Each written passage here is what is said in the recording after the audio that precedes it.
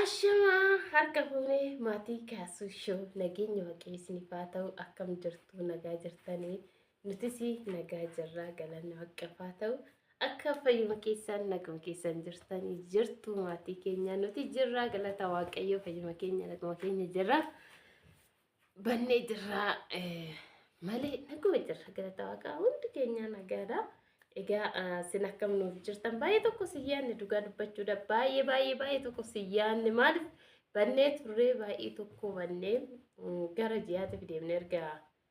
yuutuubii keenya gadiisnee viidiyoo gadiisnee turree jirra. Innaa kanaaf sababa banneef illee har'a isinitti himuu dhufe.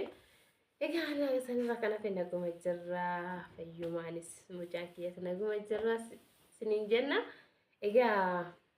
sin akkam jirtu fayyuma keessanii nu yaadne garuu nu yaadne warra nu yaaddan namtanii garuu gara keessatiin maa baddanii baluu maa baddanii gara waasappii teelegiraam innaa namni baay'ee na dubbisaa turtanii egaa kan warra dhufeen jira adda kiyyallee ta'u dhufeen jira innaa sababbiin banneef nagumarraan bannee wanta biraatiif miti haa ta'u hundumtuu gaarummaadhaaf jenna. Kanaaf isiniin jira egaa har'a maal qabattee dhuftee bal'atu jechuu keessan hin oolu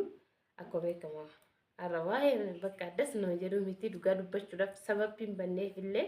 egaa xiqqoo nama ta'e kan hin balleessin hin jiru mitiire namni waan dogongorres hin jiru egaa xiqqoo maal ta'e dogongorumaa jidduu keenyatti dogongora xiqqoo uumame jechuudha. Kanaaf egaa namni akkuma beeku si wallaalaa gizee hunda beekan ta'u beektu namni jechuudha gizee hundas immoo wallaalaan ta'u akkuma beekumsi jiru wallaallees hin jira akkasumas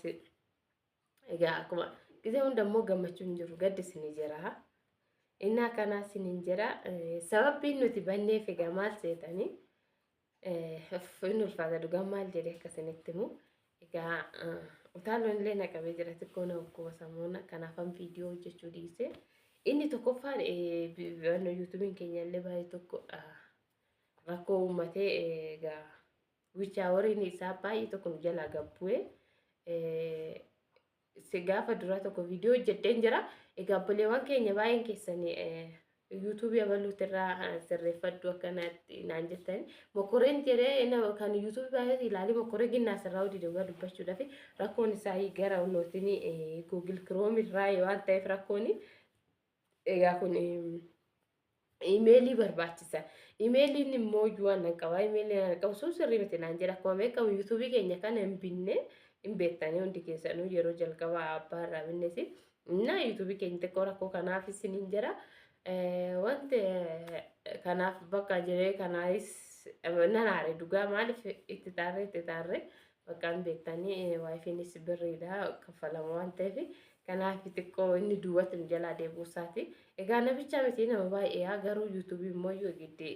warroonni gurguran nama sirreessuu qabu jechuudha gurgura uummate innaa oo gaafatan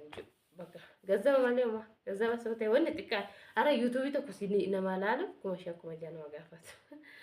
innaa kanaaf inni biraa waaqayyoo jedhe sirreeffama ta'a. Egaa inni lammataa immoo sababbii banneef xiqqoo anaaf kaasuunis mana keessa walitti buunee jirra kanaaf jechuudha kaasuun walitti buunee kaasuwaanii egaa kaasuun amma yeroo xiqqoodhaaf manatti nu isee deeme egaa manatti nu isee deeme jechuudha naaf mucaa kiyya bichaan mana keessa jira. Kanaaf egaa xiqqoo qaarii sanirraa kan ka'innis hojjechuu dhiisee silaa akkasittuu nan hojjedhaa ture aarii sanirraa hojjechuu dhiisee kaasuun nu gatee deeme jechuudha naa mucaa kiyya bichaadhaan beektanii sanirraa nasitti